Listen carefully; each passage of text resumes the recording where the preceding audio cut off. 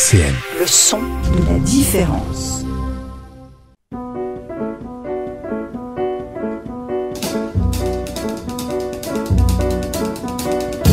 Dialectique sur RCN, Lionel Courchinou. Bonjour tout le monde, quel plaisir de vous retrouver en ce vendredi 13h sur RCN 90.7 dans l'émission Dialectique. Et aujourd'hui, dans cette émission, j'ai le plaisir de recevoir un ami, un collègue même, on peut dire, un collègue d'études, un docteur talentueux, unique en son genre. Et un homme formidable. Je présente donc docteur Hervé Chenal. On va se tutoyer, hein, Doc, on se connaît. Avec grand plaisir. Oui. Donc on va parler aujourd'hui de ton parcours, de ta passion et de tes passions même de façon générale. On va parler de ce que tu fais et développes à travers l'Institut européen de la vision et du regard. Tout d'abord, j'ai envie de dire, ce parcours, il a commencé un 4 juin à Épinal, si je ne m'abuse. Il a commencé à 4 juin à Épinal, effectivement, ouais. Date de ma naissance, il y a un peu plus de 51 ans maintenant. Et ça, c'est le début de la grande histoire ou de ma petite histoire. Après, sur le projet, sur l'évolution plutôt, on va dire, professionnelle, ça a commencé un peu plus tard quand même, mais... oui, t'as pas commencé dès la naissance, mais non, presque. Hein. Mais presque. C'était presque comme un petit conte de fées, Once Upon a Time. Yes. C'était très très tôt aussi, ouais, effectivement, parce que c'était à Épinal aussi. T'as grandi à Épinal? Non, j'ai grandi à Mirecourt, la capitale des violons et de la lutherie. Très beau luthier. Ouais, avec une fabuleuse école de lutherie, la seule en France et de renommée mondiale, et capitale de la dentelle aussi. Mais tu t'es pas mis au violon? Je ne me suis pas mis au violon, non, mais c'est la découverte à Épinal d'un cabinet d'ophtalmo, j'avais 7 ans, parce que c'est l'époque où on faisait encore des visites médicales scolaires de façon régulière et dépistage, et peut-être tu vois pas très bien, donc voilà, on est allé avec maman à Épinal, chez l'ophtalmo. Là, c'était la découverte, ouais. Moi, il y a quelque chose qui me frappe quand tu parles de cette découverte. Tu utilises le mot rêve, et systématiquement. Ouais, parce que c'était un rêve, parce que c'était très tôt dans la vie, qu'au départ, voilà, c'est quelque chose qui m'a ébloui quand je suis rentré dans le cabinet, parce que c'était un cabinet d'un jeune ophtalmo de l'époque, que j'ai remplacé même par la suite, une fois que j'ai réussi à avoir tout ce qu'il fallait en termes de diplôme. Mais c'était une vraie révélation. C'était un cabinet tout moderne, pas comme ceux qui existaient encore à l'époque, hein, parce que la plupart étaient encore comme des chambres noires. Là. C'est ça ressemblait à quoi Là, c'était vraiment tout moderne, une toute belle pièce blanche, mais avec des appareils électroniques, des boutons partout, de l'automatisme. Voilà, c'est presque un cabinet comme tout le monde le connaît maintenant. Attends, mais une fois que toi tu rentres... il y a 40 ans. C'est ça, tu rentres dans cet endroit. Qu'est-ce que tu te dis? J'ai été ébahi par ça, et donc je me souviens très bien avoir dit à maman à la sortie, c'est ça que je veux faire quand je serai grand, quoi. C'est vraiment été époustouflé par ce truc-là. Et qu'est-ce que tu gardes de cette enfance à Mirecourt? Quels souvenirs tu as? C'était une enfance très, très heureuse. Hein. Très heureuse. Petite ville, c'était sympa. Il y avait les copains, la famille. On a une belle enfance, ouais. Ouais. Et donc, pour définir un peu ce parcours après ce premier contact avec la profession, à l'âge de 7 ans, tu utilises les mots rêve, humilité, engagement, ténacité. Ce sont les mots qui ont un peu guidé ton parcours scolaire. Oui, justement, parce qu'effectivement, on rêve, parce que c'est un processus hyper long, et il faut avoir l'honnêteté de pouvoir dire, je suis pas sûr de pouvoir arriver à ça, parce que c'est quand même jalonné de difficultés, et le parcours tel que je l'ai fait, on a été vraiment... très présent. Il y a eu beaucoup, non pas, ça n'a pas été simple, quoi. Hein, ça n'a pas été simple, ça a été long, et voilà, la révélation, quand tu l'as, tu t'imagines pas la difficulté, la longueur du parcours, toutes les étapes qui doivent être franchies, et voilà, donc il faut de la ténacité obligatoirement, beaucoup, et puis il faut pouvoir se donner toutes les cartes en main et avoir tous les atouts pour aller jusqu'au bout. Et ça, il faut le soutien aussi, hein, le soutien de la famille, et ainsi de suite. Donc ça, c'est indispensable, ouais. C'est sûr. Et tu utilises le terme difficulté. Quel type de difficulté on rencontre quand on s'engage dans un parcours scolaire pour devenir chirurgien? La difficulté, c'est qu'il faut déjà pouvoir le déterminer à l'avance, et c'est pas évident d'avoir toutes ces capacités pour aller au bout, hein, en termes d'études. Il y a quand même beaucoup d'examens qui sont pas tous très simples à avoir. Non, c'est un réel challenge. Et c'est sûr. Et personne dans ta famille n'exerçait dans la profession? Si, non, pas chirurgien. J'avais mon oncle qui était homéopathe, qui était le président des homéopathes de France, qui avait un beau cabinet à Paris, mais qui a malheureusement pas eu la chance de me connaître en tant que médecin, parce que malheureusement il est décédé au début de mon cursus universitaire, mais qui m'avait beaucoup soutenu aussi dès le départ. Je me souviens, il m'avait acheté des livres, et voilà. Ouais. Et alors, à cette époque-là, tu as d'autres passions, hein, en replongeant ton enfance, dans ton adolescence, les arts martiaux, le jiu-jitsu, le judo. Dès très tôt, j'ai fait du judo. Au départ, parce que j'avais envie de faire du sport, je n'avais pas de vraie, appétence particulière. Et puis, en suivant les copains qui faisaient ça, je dois dire que le foot, ça m'intéressait pas vraiment.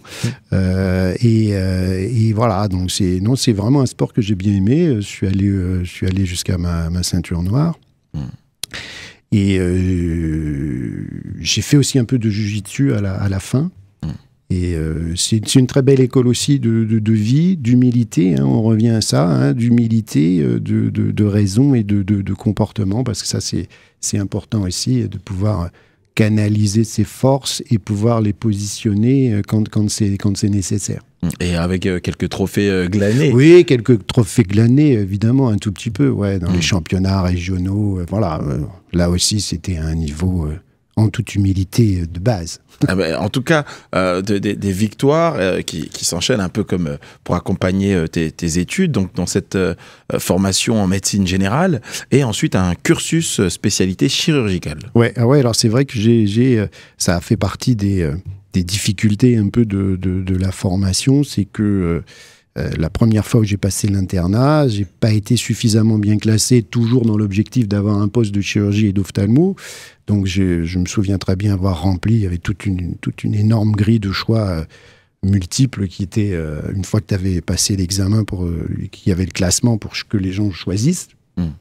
Et moi, j'avais rempli une seule case, c'était de la chirurgie à Nancy, parce que dans l'objectif que j'avais, c'était de faire déjà ma surspécialité en ophtalmologie, mais on en parlera un petit peu après, et que l'école de Nancy était une école extraordinaire pour faire ça. Donc voilà. Mais je m'étais dit, voilà, si j'ai pas ça, de toute façon, j'ai pas envie de faire autre chose. Donc je vais continuer le cursus, le 3e cycle de médecine générale, pour repasser l'internat, pour me redonner toutes les chances de refaire ça. Donc voilà, ça fait partie, effectivement, des challenges, des difficultés qui étaient rencontrées. Mais celle-là, voilà, elle n'était pas prévue. Hein. C'est pas un échec, c'était une difficulté qu'il a fallu surmonter. D'autant plus que au départ, je m'étais dit, je vais faire une seule année de ce cursus de médecine générale. Et puis finalement, le travail à fournir pendant la première année où j'étais interne à Nancy, en neurologie, à l'hôpital Saint-Julien à l'époque, a été tellement prenant que je me suis dit, t'as pas retravaillé suffisamment pour te donner suffisamment de chances supplémentaires de mieux réussir cette fois. Donc voilà, repars pour une année de boulot en plus pour pouvoir repasser cette fois-là, et parce qu'il n'y a que 2 chances. Hein, donc voilà, la deuxième chance, il fallait pas la louper, il fallait mettre tous les atouts de ce côté-là pour pouvoir absolument réussir. Ah donc il n'y a que 2 chances, après on ne peut plus. Il n'y a que 2 chances. À l'époque, il n'y avait que 2 chances. Ah oui. Ça fout une certaine pression. C'était une certaine pression. Alors le cursus s'était très bien passé dès le début, parce que j'avais réussi à passer la première année du premier coup. Mais là, voilà, c'était presque le premier vrai échec ou demi-échec dans tout le cursus scolaire et universitaire au moment-là, donc à la fin de la 6e année, quoi. Comment on le vit? J'ai pas le souvenir de l'avoir mal vécu. Évidemment, ça te fait une grosse remise en question, parce que tu te dis, voilà, la façon que j'avais à travailler, que j'avais prise de travail et tout ça, finalement, elle était peut-être pas la bonne. Même si j'étais dans un groupe de travail d'internat où mes camarades ont super bien performé en étant dans le meilleur, il avait fini 5e, quoi. Ah oui. Sur leur en français. Il est d'ailleurs maintenant professeur d'ophtalmologie à Paris, un des plus beaux postes prestigieux de ça. Mais voilà. Donc voilà, tu te remets un peu en question, puis tu réfléchis. J'ai réfléchi un peu, est-ce qu'il n'y a pas autre chose qui te ferait vraiment envie?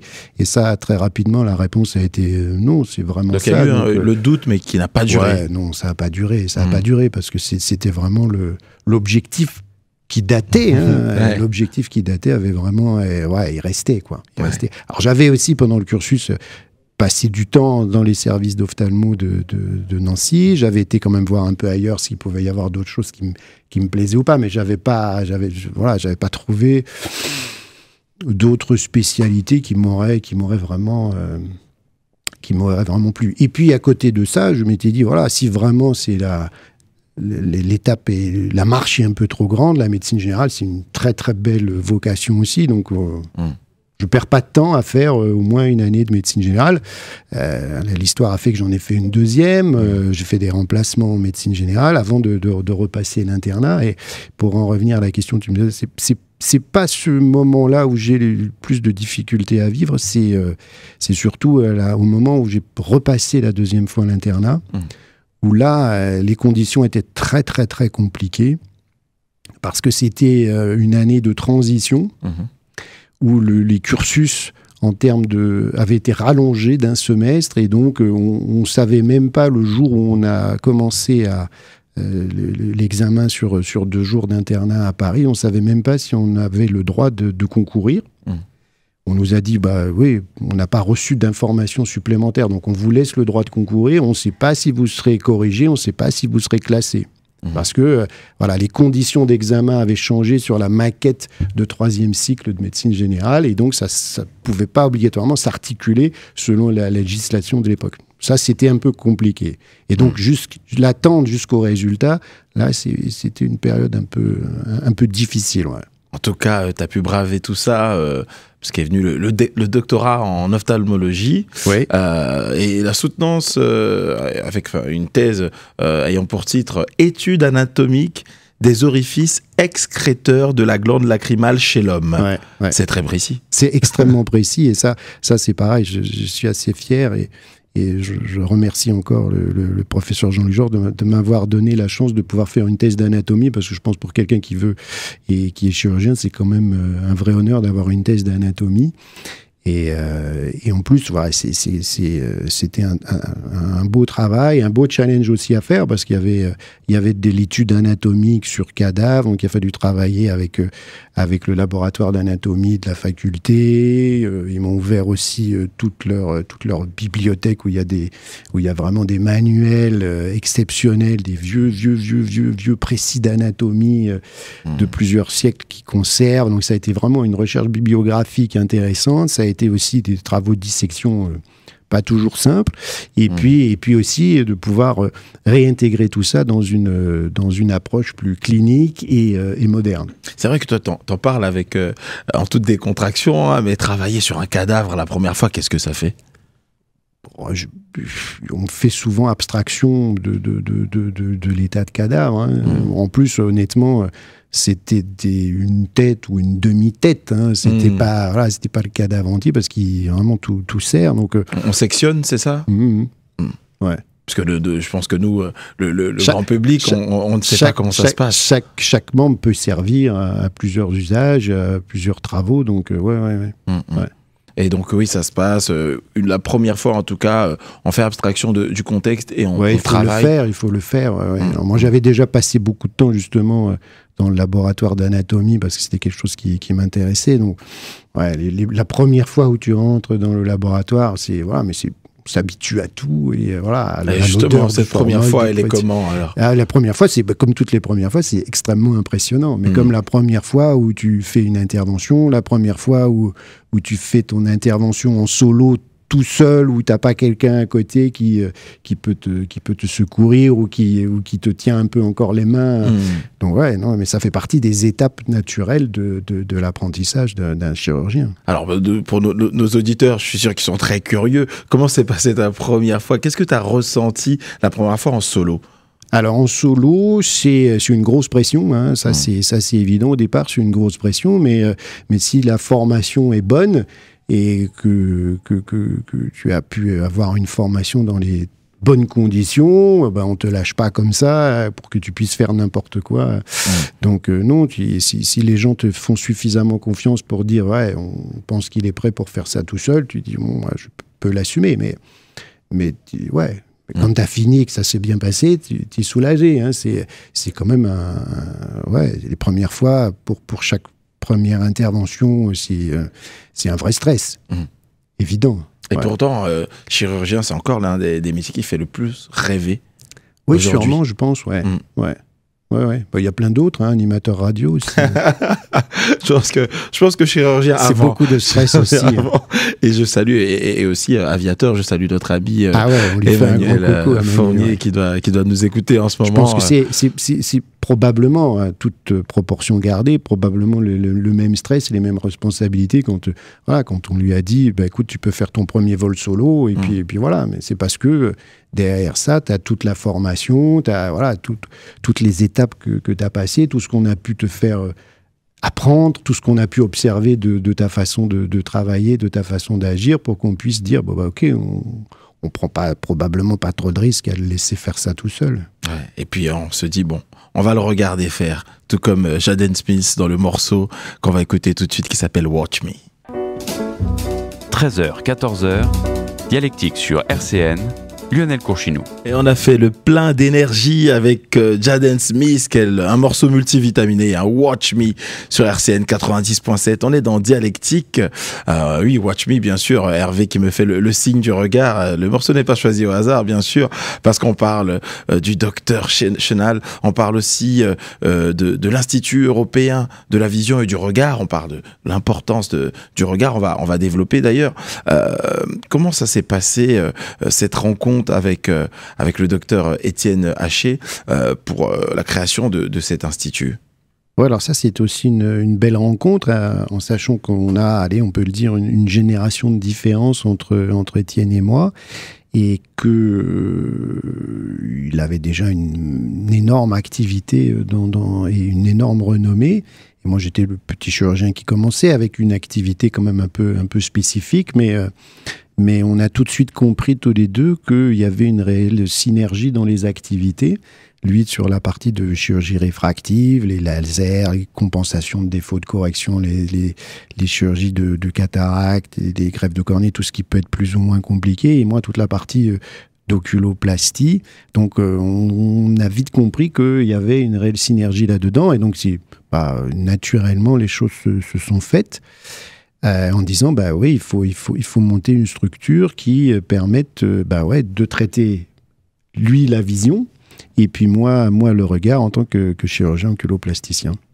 Alors là, il y a eu une première en France, très vite, c'était la mise en place d'une consultation spécialisée pour les sécheresses oculaires. Oui, parce que justement, le constat qu'on a vite fait, c'est que il y avait une sorte de hiatus, il y avait une zone où et des patients qui étaient un peu entre les deux, et c'est vraiment l'interface entre nos deux activités, c'était cette histoire de surface oculaire et de sécheresse oculaire qui nous posait des problèmes, et à nos patients surtout, mais à nous aussi, et on s'est vite rendu compte que c'était vraiment l'intersection, c'était vraiment l'interface, si on peut dire, de nos deux disciplines, et que c'était quelque chose qui n'était pas réellement considéré, pas réellement pris en charge, et la suite nous a prouvé qu'on avait raison là-dessus, parce que c'est probablement une pathologie, c'est sûrement d'ailleurs même un des motifs de consultation les plus fréquents d'inconfort et de problèmes, et qui se développe au fur et à mesure du temps.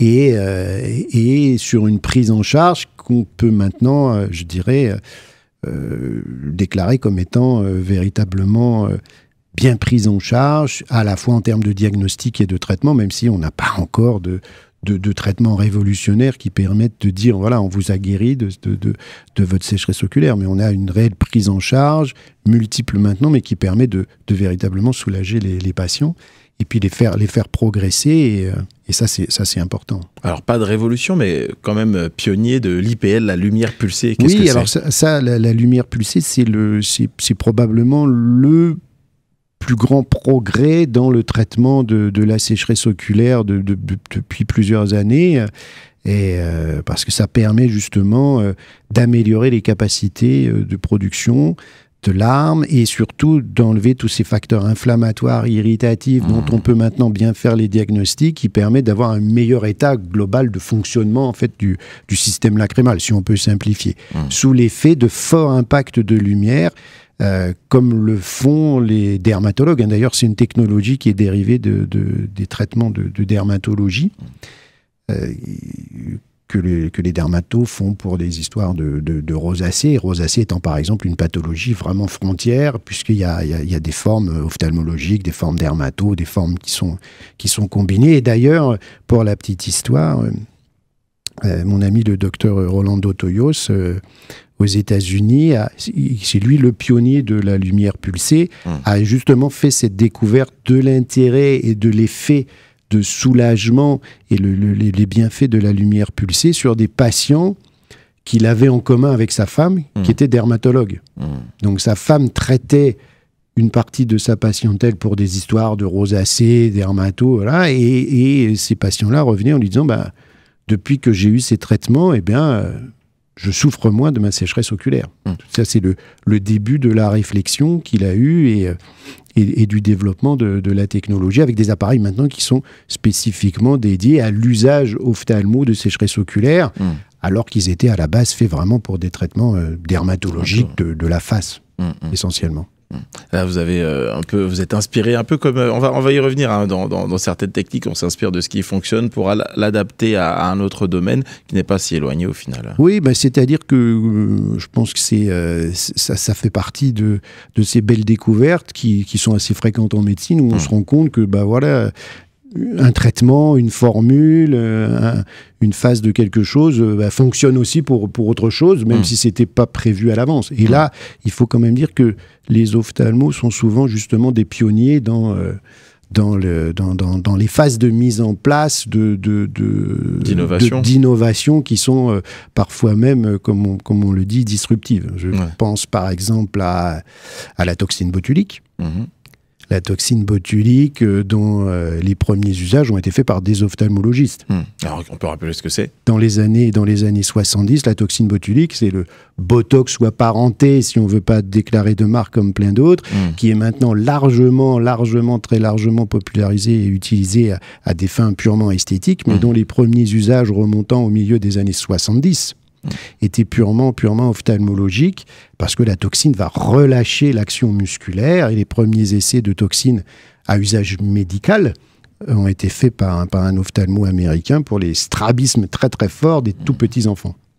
Et justement, comment se manifeste une sécheresse oculaire et quels sont les risques encourus si ce n'est pas traité? Et après, on parlera aussi des autres types de soucis et des solutions proposées. Alors, les symptômes sont assez ubiquitaires et connus quasiment de tous. Hein. La sensation d'avoir des picotements, le grain de sable qui augmente au fur et à mesure de la journée, qui augmente quand on a un travail posté, concentré, l'ordinateur. Voilà, tout cet inconfort, ces défauts de qualité visuelle qui se poursuit au fur et à mesure de l'évolution, mais ce sont vraiment des symptômes quasiment tout le monde a expérimenté à un moment donné, parce qu'on peut avoir plein de raisons, même pour une histoire, je dirais, ponctuelle, de défaut de qualité de lubrification. Le problème, c'est quand cette histoire-là va se chroniciser et qu'on va véritablement rentrer dans un cercle infernal d'aggravation progressive de la pathologie, qui va devenir de plus en plus contraignante et invalidante dans certaines formes, où ça contraint les gens à baisser leurs activités, à arrêter telle ou telle activité, et souvent aussi avec un impact psychologique aussi, de se dire c'est compliqué, je suis obligé d'arrêter ça alors que c'est mon métier, je suis obligé de de plus faire ça alors que c'est ma passion. Donc ça a un réel impact. En sachant en plus que très souvent, les traitements qui peuvent être utilisés pour que les gens aient un peu plus le moral ou soient un peu moins déprimés, sont pourvoyeurs aussi d'effets secondaires de sécheresse oculaire. Donc cette prise en charge-là peut accentuer le problème au moins de la sécheresse oculaire, qui peut s'intégrer d'ailleurs quelquefois, même si ce ne sont pas les formes les plus fréquentes, dans une sécheresse plus globale de toutes les autres muqueuses du corps humain. Et quels sont les risques encourus si c'est pas traité? Sur le plan visuel, les risques sont essentiellement de baisser ta qualité visuelle au sens large. Alors, on ne devient pas aveugle, on peut rassurer tout le monde, mais on a une qualité de vie et une qualité de vision qui peut devenir assez compliquée. Et alors, plus globalement, l'oculoplastie, en quoi ça consiste? Alors, l'oculoplastie, c'est presque un gros mot. C'est une discipline, c'est une surspécialité de l'ophtalmologie qui est effectivement très peu connue parce qu'on est quand même très peu à la pratiquer dans la noblesse de l'art vraiment de l'oculoplastie. Tout le monde connaît l'activité classique de la chirurgie de cataracte. Voilà. Là, ça n'a absolument rien à voir. L'oculoplastie, c'est tout ce qui concerne les maladies et les chirurgies des paupières, des voies lacrymales, de l'orbite, de la surface de l'œil. Et tout ce qui concerne aussi l'esthétique du regard, d'où le nom tout à l'heure. On avait expliqué la partie vision et voilà maintenant pourquoi la partie regard de l'Institut, pour moi, l'oculoplasticien.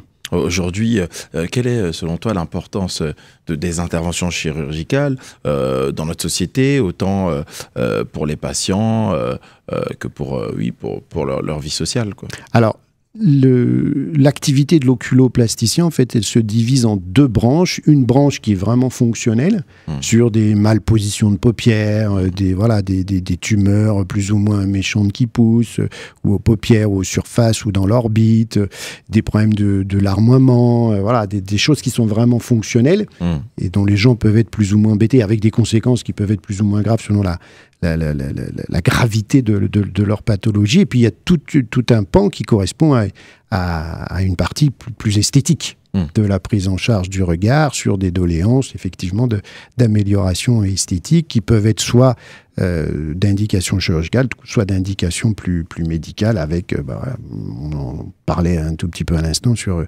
les usages de toxines botuliques ou d'autres produits.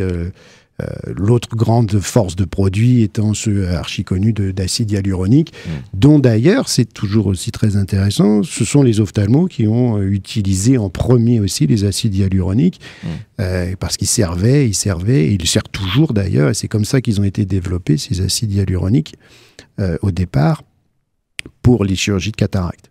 C'est seulement après que l'usage a été, un peu comme la toxine, je dirais, développé pour une activité plus esthétique, faisant la fortune de certains laboratoires d'ailleurs.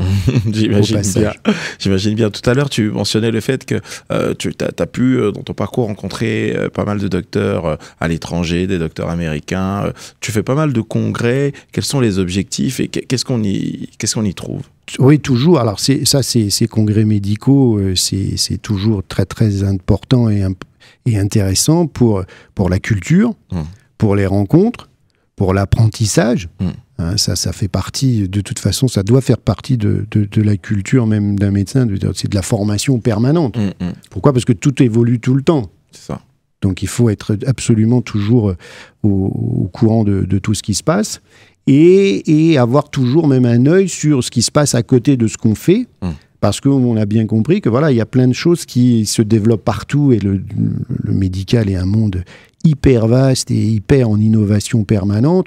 L'ophtalmologie étant probablement une des disciplines qui a le plus évolué ces 40 dernières années, en termes d'appareillage, de traitement possible, de miniaturisation, et ça va encore le faire avec l'intelligence artificielle, avec la robotisation. Tout ça va continuer évidemment à évoluer, mais c'est important de se tenir informé, et puis pour toujours avoir un coup d'avance, savoir ce qui se fait à côté, parce que c'est probablement des choses qui peuvent être intégrées et quelqu'un peut faire des choses intéressantes, et ça permet aussi de voir comment les autres font et d'intégrer ça aussi dans sa propre pratique. Je dirais, même en termes d'intervention chirurgicale, savoir que, je sais pas moi, M. Goldberg, il fait plutôt ça. Quand on le voit, on se dit, tiens, ouais, Moi, je fais pas comme ça, mais par rapport à ce que je fais, peut-être je pourrais intégrer une petite variante, une petite modification qui pourrait être intéressante. C'est une autre approche, en fait. Ça c'est nourrit. toujours une autre approche, ouais. C'est sûr, c'est sûr. Ah. Alors, tu parlais du fait aussi de se tenir toujours informé, d'être à la pointe. Toi, c'est quelque chose à laquelle tu tiens. Quels sont les équipements et les technologies de pointe que par exemple, vous utilisez dans ton institut? Ça fait partie véritablement de l'esprit et de la vision de l'Institut. Hein. C'est d'avoir et de permettre à nos patients de bénéficier de toutes les dernières avancées en termes technologiques, qu'elles soient diagnostiques ou thérapeutiques, pour leur proposer le meilleur soin possible. Et c'est dans cette optique-là aussi qu'on est, je crois qu'on peut le dire, le seul ou un des très seuls cabinets médicaux en France à avoir une certification ISO 9001-2015, qui est audité tous les ans. Hein. C'est un truc hyper officiel. Mais justement, le principe, c'est d'être toujours au top de ce qui peut se faire. Et alors, je sais pas, l'IPL, on a été probablement des 3 ou 4 premiers en France à l'avoir. La lumière pulsée, je précise pour nos auditeurs. La lumière pulsée.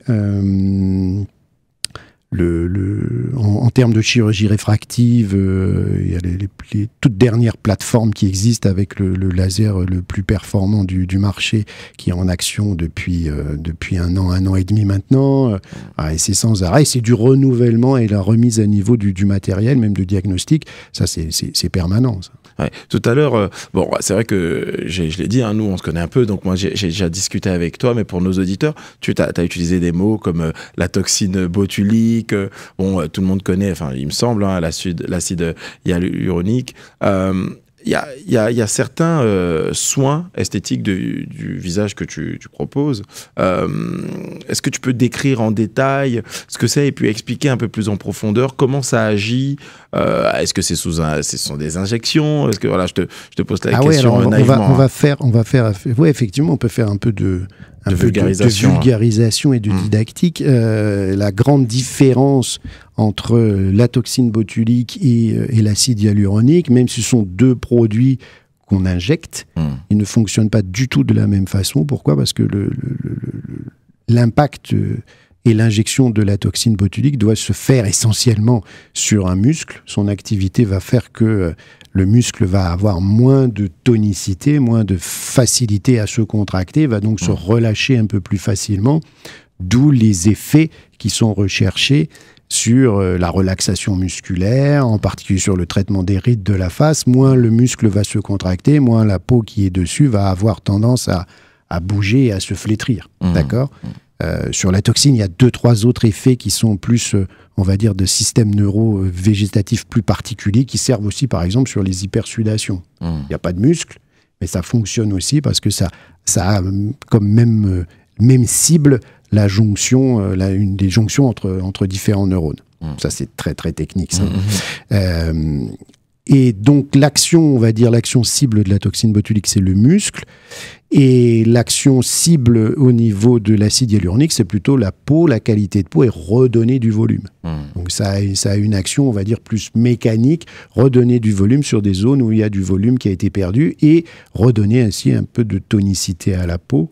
Mais donc c'est pour ça qu'on les utilise de façon complémentaire sur certaines zones, mais qu'on les utilise pas, on peut pas remplacer l'un par l'autre.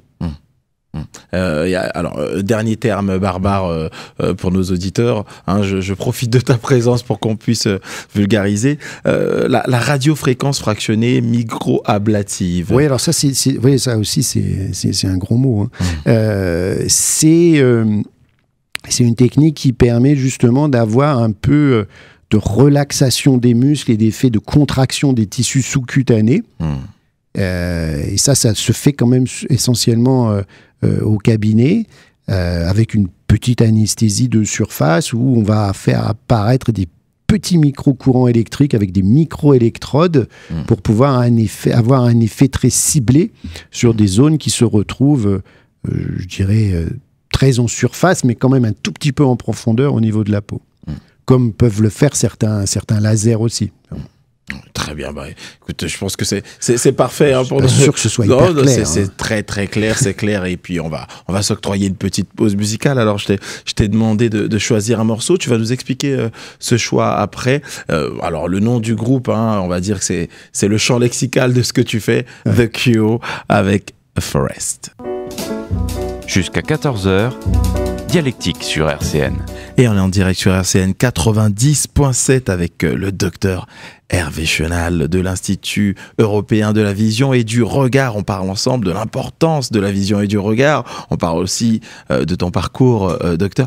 Et j'en profite pour saluer nos amis Dominique, Stéphanie et Emmanuel qui nous écoutent en ce moment même. On les embrasse. Alors donc tu avais choisi ce morceau de The Cure. Pourquoi ce choix? Alors, pourquoi ce choix? D'abord parce que The Cure, c'est mon groupe favori depuis l'adolescence et que ça me rappelle des longues soirées de travail dans les premières années où j'étais tout seul dans ma pauvre chambre universitaire, je sais pas, ça faisait 8-9 mètres carrés grand maximum, et je passais en boucle ces chansons-là, d'autres, hein, on en avait même trouvé d'autres. Bien sûr. Et c'est pas des mauvais souvenirs, hein, mais ça m'a aidé aussi à tenir dans ces moments qui n'étaient pas toujours très simples, quoi. Et quand on parle de souvenirs, le moment le plus marquant dans cette période-là, ça a été lequel, ou même à l'issue de cette période-là? Je pense que là où il y a eu beaucoup d'émotions, c'est à la soutenance de la thèse. Ouais. Parce que c'est, voilà, tu prêtes serment, c'est solennel. Il y a la famille, il y avait ma femme, il y avait mes parents, il y avait mon frère, il y avait mes grands-parents qui étaient encore vivants à l'époque. Donc c'est un énorme moment d'émotion. Quelle image te reste de ce moment-là? Si c'était une photo, qu'est-ce qu'on y verrait? La photo, c'est moi avec maman. Et puis après on a fait des photos avec tout le monde, donc j'ai le souvenir en fait de tout le monde, de tout ce qui s'est passé à ce moment-là. J'ai le souvenir aussi qu'il y avait un des juges qui était largement à la bourre et qu'on l'a attendu. Okay. Et que, comme je me connais, hein, moi, quand j'ai décidé de faire quelque chose, je le fais. Ouais. Donc, dès qu'il est arrivé, j'ai dit maintenant on y va parce qu'on a perdu assez de temps. Voilà, il faut qu'on fasse ce qu'on avait prévu de faire, quoi. Et comment ça s'est passé alors? Ça s'est très très bien passé, mais j'ai le souvenir aussi que c'était une dame de la faculté qui s'occupe, voilà, parce qu'il faut que tu t'habilles, tu t'endimanches, tu prépares, il y a tout un protocole, donc elle nous avait répété tout ça, elle nous accompagne jusqu'à la salle et tout ça, et je me souviens très bien qu'elle m'a dit, mais vous êtes le seul qui était aussi déterminé à aller à la soutenance. J'ai dit, voilà, quand c'est le moment, faut y aller, quoi. Allez, donc c'est un état d'esprit qui ne te lâche pas, hein. T'es un fonceur, t'es plutôt quelqu'un d'introverti, on dirait pas, hein, mais t'es très introverti, mais je me soigne. Ouais. On en est où dans la cure là dans The Cure, ça fait partie du traitement. Et donc je disais que t'es un fonceur parce que t'es aussi business angel, oui. Et tu crois fortement au développment de l'économie locale. Ça, c'est quelque chose ça c'est évident. Je ne suis pas le seul. Hein. Je suis avec quelques autres qui avaient commencé cette réflexion-là avant moi, mais à croire effectivement que c'est extrêmement important de dynamiser le réseau économique et industriel local. On est quand même dans une région qui a été largement sinistrée. Je parle au niveau régional. Hein, donc, effectivement, mon activité de business angels à titre individuel, mais m'a permis aussi de rencontrer des gens qui partageaient cet état d'esprit, et en particulier le fonds ADER Investissement, dans lequel je suis actionnaire, parce que c'est vraiment la vision c'est un développement économique et industriel fort sur la région ne peut que dynamiser l'intégralité de toute la vie locale. Et inévitablement, derrière, développer aussi nos activités. Bien sûr, et en parlant d'activités, la création d'un Dry Eye Center et même son expansion qui est déjà... Oui, c'est-à-dire que tout le monde l'avait bien compris, l'activité de sécheresse oculaire, et en bon français, un Dry Eye Center, existe depuis presque une quinzaine d'années maintenant dans le cabinet, mais je vais faire une structure spécifique pour cette activité-là, mais qui sera adossée à l'Institut, et on peut le dire, il y aura un Institut européen de l'œil sec. Ah, ok. Bon, mais adossé à l'Institut européen de la vision et du regard. Voilà, ouais. En exclusivité sur RCN, comme d'habitude. Alors, on parle toujours de cette appétence pour les défis. Tu t'es inscrit il y a maintenant un peu plus d'un an et demi dans un executive MBA à ICN. On se dit, mais il a jamais fini. Il n'a jamais fini avec les études. Oui, non, ça c'est sûr que j'ai une réelle soif d'apprendre et de continuer. On en parlait un tout petit peu avant sur cette nécessité de rencontrer les autres, de voir ce qu'ils font et d'apprendre tout le temps. Je suis pas le seul à avoir osé ce pari. Hein.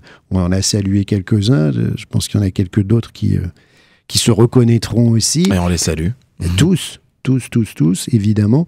Mais non, ça c'était important justement pour permettre d'avoir une vision encore plus globale et parfois aussi plus précise sur certains sujets dans la partie de gestion de ce qui se passe à l'Institut, des projets qui sont en cours, et aussi toujours sur ce principe d'améliorer notre capacité de travail, quoi. Comment toi tu l'as vécu autant à titre personnel qu'à titre professionnel, comme tu disais, pour mettre aussi à ce que tu as appris à disposition dans ton travail? Alors je crois qu'on peut dire que je l'ai vécu intensément, mais je pense que ça je pense que si on demandait à toute la cohorte de la 18, comme on s'appelle, je pense que tout le monde l'a vécu intensément.